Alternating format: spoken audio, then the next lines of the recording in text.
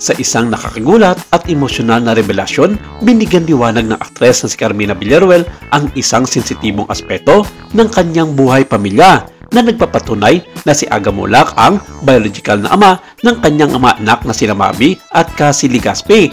Ang pagsisiwalat ay nagdulot ng pagkabigla sa mga tagahanga dahil ang dynamics na relasyon at ang katotohanan sa likod ng pagiging ama ni Aga ay matagal ng paksa sa pag-uusisa ng publiko.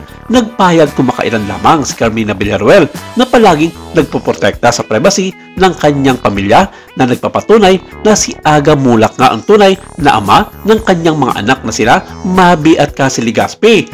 Ang pag-amin na ito ay nililinaw ang anumang hakaka tungkol sa pagiging magulang ni Mavi at Cassie, lalo na't ang kanyang apelyido ay iba sa pareho ng kanyang mga magulang.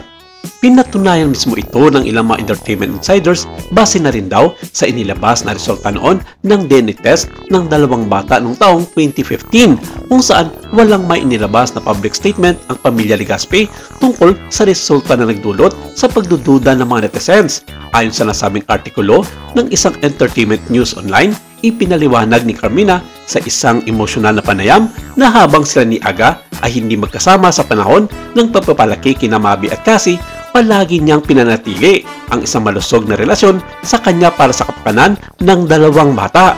Isinantabi ng dalawa ang anumang manakaraang pagkakaiba o pangbatyak na sina Mavi at Cassie ay may suporta at pagmamahal mula sa magkabilang panig ng kanyang pamilya. Si Mavi Legaspi na naging sikat na figure sa entertainment industry dahil sa kanyang sariling acting career at public presence ay palaging malapit sa kanyang mga magulang. Sa kabila ng katotohanang hindi na magkasama sina Aga at Carmina noong ipinanganak sina Mavi at Cassie, may mahalagang papel si Aga sa buhay ng kanyang mga anak.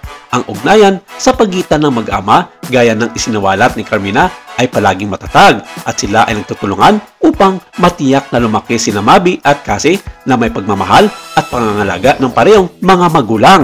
Laging pinanatili ni Mavi at Cassie ang isang magalang na relasyon kay Aga at ipinahayag ni Carmina kung gaano kalaga para sa dalawa na malaman at maunawaan ang mga tungkulin ng kanyang mga magulang sa kanyang buhay anuman ang kanilang nakaraan. Isang malaking tanong ang bumangon, paano tinanggap ni Soren Legaspi ang paghahayag na ito? Ayon kay Soren, ipinakita niyang hindi nagbago ang pagmamahal at dedikasyon niya sa kanyang mga anak.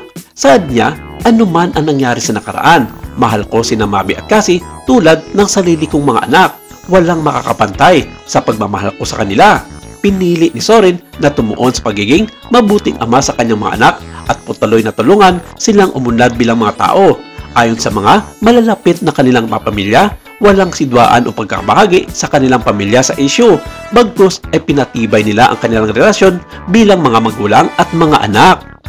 Sa kabila ng kontrobersya, patuloy na ipinakita ni Carmina Villaruel, Soren Legaspi at kanilang mga anak na sina Mavi at Cassie ang kanilang matatag na ugnayan bilang pamilya.